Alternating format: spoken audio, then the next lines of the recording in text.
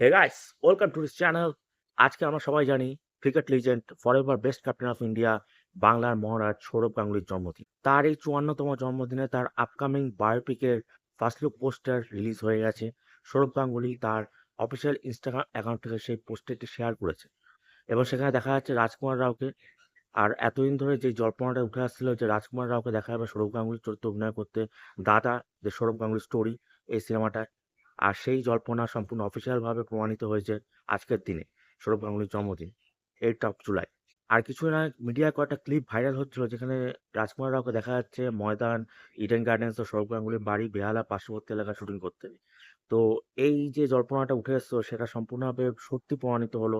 আর রাজকুমার রাওকেই আমরা দেখতে চলেছি সৌরভ গাঙ্গুলীর চরিত্রে অভিনয় করতে সৌরভ গাঙ্গুলীর আপকামিং ছবি বায়োপিকে, মানে দাদা যে সৌরভ গাঙ্গুলী স্টোরি। সো যে ফার্স্ট লুক পোস্টারটা রিলিজ হয়েছে সেই ফার্স্ট লুক পোস্টারটা সম্বন্ধে যদি আমি অল্প বিস্তর বলি তাহলে এটুকুই বলতে পারি যে লর্ডসের ব্যালকনিতে সৌরভ গাঙ্গুলী ২০০২ সালে ন্যাটোয়েস ট্রফি জয়লাভ করার পর যেভাবে জার্সিটায় ঘুরিয়েছিল সেই পোস্টার দিয়ে রাজকুমার রাওকে দেখানো হয়েছে এই পোস্টারটিতে।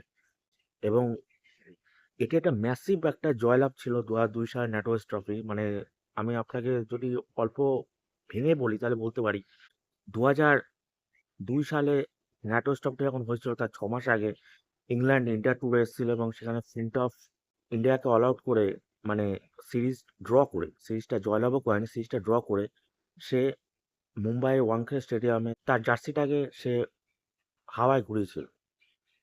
আর সেখানে সৌরভ গাঙ্গুলী মনে করেছিল যে এটা ইন্ডিয়ার কাছে একটা বদনাম। ইন্ডিয়াতে এসে বাইরের টিম এভাবে করে ইন্ডিয়ার জনগণকে অপমান করলো, ইন্ডিয়ার টিমকে অপমান করলো এবং সে ঠিক করলো এই বদলার সে শেষ পরিণাম দেখেই ছাড়বে। এবং সেটাই হলো ২০০২ সালে তার ৬ মাস পরে ন্যাটোস ট্রফি আক্রমণাত্মক আন্দাজে সৌরভ গাঙ্গুলী ক্রিজে সিংকে নেমেছিলেন এবং তার আউট হওয়ার পরও তার বহিঃপ্রকাশ প্রকাশিত হয়েছিল তার ব্যাটে সেই পাঞ্চের মধ্য দিয়ে। তারপর ১৩৫ রানে ৫ উইকেট পড়ে যায়, তখন অর্ধেক স্টেডিয়ামের লোকজন প্রায় ঘরমুখো হয়েছিল। কিন্তু আবার যখন ঘুরে দাঁড়িয়েছিল ইন্ডিয়া টিম, মানে মোহাম্মদ কাইফ আর ইউবরাজ সিং এর দৌলতে, তখন সবাই টিভি অন করে এক নজরে পুরো ম্যাচটা উপভোগ করছি। এবং শেষ পর্যন্ত যা হয়েছে আমরা সবাই জানি, ২০০২ সালে ন্যাটোস ট্রফি ইন্ডিয়া জিতেছিল, ৩-২ সিরিজ উইন করেছিল ইংল্যান্ডের বিরুদ্ধে।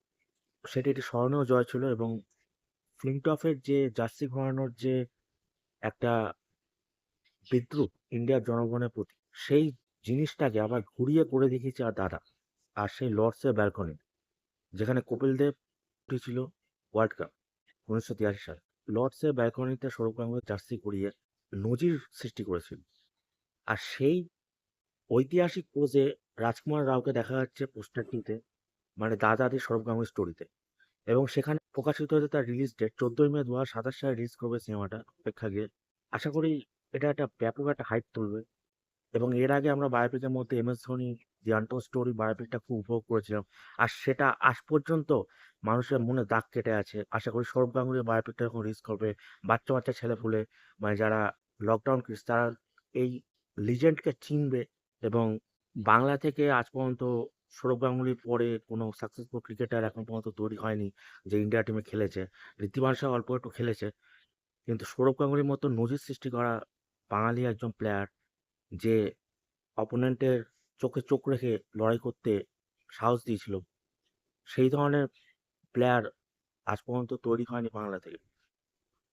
তাই আমি সৌরভ গাঙ্গুলীর জন্য গর্ববোধ করি অ্যান্ড হ্যাপি বার্থডে লিজেন্ড। আর তার বায়োপিকটা যখন আসবে আমি অবশ্যই এই সিনেমাটা এনজয় করি। আর আপনাদের কেমন লাগলো এই ফার্স্ট লুক পোস্টারটা অবশ্যই কমেন্ট করে জানাবেন। Thank you.